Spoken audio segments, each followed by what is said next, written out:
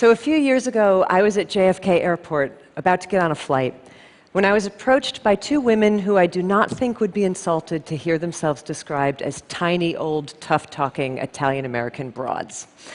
The taller one, it's like up here, she comes marching up to me and she goes, "Honey, I gotta ask you something. You got something to do with that whole eat, pray, love thing that's been going on lately?" And I said, "Yes, I did." And she smacks her friend and she goes, "See, I told you, I said, that's that girl. That's that girl who wrote that book based on that movie." So that's who I am. And believe me, I'm extremely grateful to be that person, because that whole eat, pray, love thing was a huge break for me. But it also left me in a really tricky position moving forward as an author, trying to figure out how in the world I was ever going to write a book again that would ever please anybody. Because I knew well in advance that all of those people who had adored Eat, Pray, Love were going to be incredibly disappointed in whatever I wrote next, because it wasn't going to be Eat, Pray, Love. And all of those people who had hated Eat, Pray, Love were going to be incredibly disappointed in whatever I wrote next, because it would provide evidence that I still lived. So I knew that I had no way to win, and knowing that I had no way to win made me seriously consider for a while just quitting the game and moving to the country to raise corgis. But if I had done that, if I had given up writing, I would have lost my beloved vocation. So I knew that the task was that I had to find some way to gin up the inspiration to write the next book, regardless of its inevitable negative outcome. In other words, I had to find a way to make sure that my creativity survived its own success. And I did in the end find that inspiration, but I found it in the most unlikely and unexpected place. I found it in lessons that I had learned earlier in life about how creativity can survive its own failure. So just to back up and explain, the only thing I have ever wanted to be for my whole life was a writer. I wrote all through childhood, all through adolescence. By the time I was a teenager, I was sending my very bad stories to The New Yorker, hoping to be discovered. After college, I got a job as a diner waitress, kept working, kept writing, kept trying really hard to get published, and failing at it. I failed at getting published for almost 6 years. So for almost 6 years, every single day, I had nothing but rejection letters waiting for me in my mailbox. And it was devastating every single time. And every single time, I had to ask myself if I should just quit while I was behind and give up and spare myself this pain. But then I would find my resolve, and always in the same way, by saying, "I'm not going to quit, I'm going home." You have to understand that for me, going home did not mean returning to my family's farm. For me, going home meant returning to the work of writing, because writing was my home. Because I loved writing more than I hated failing at writing, which is to say that I loved writing more than I loved my own ego, which is ultimately to say that I loved writing more than I loved myself. And that's how I pushed through it.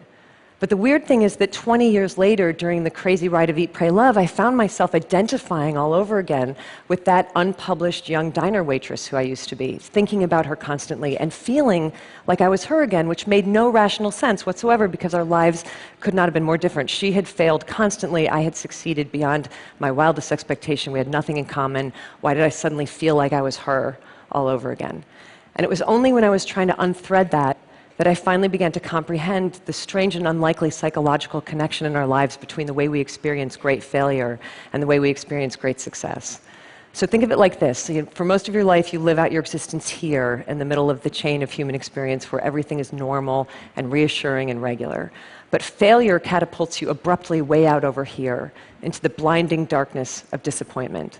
Success catapults you just as abruptly, but just as far, way out over here into the equally blinding glare of fame and recognition and praise.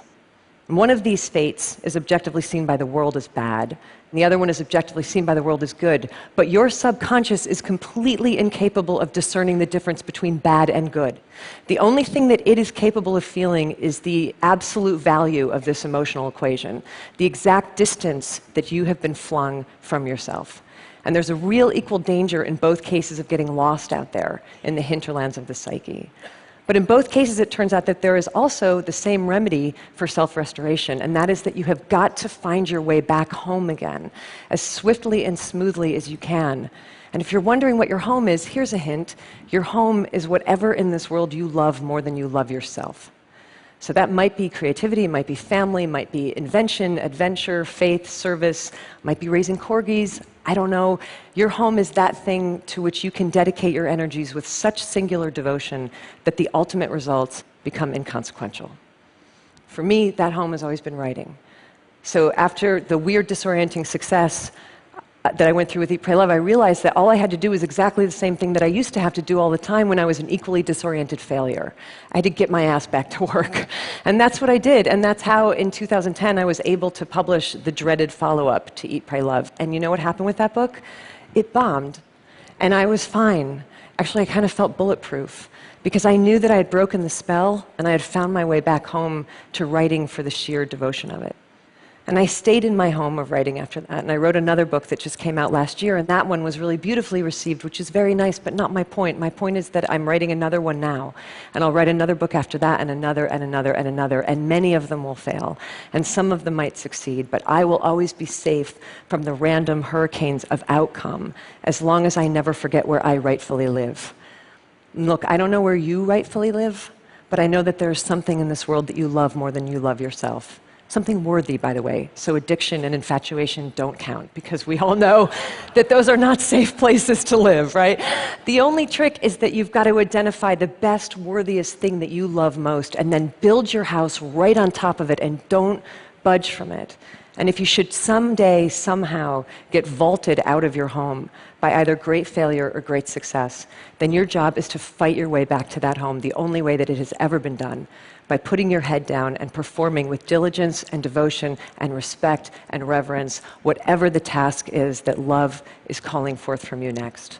You just do that and keep doing that again and again and again, and I can absolutely promise you from long personal experience in every direction, I can assure you that it's all going to be okay.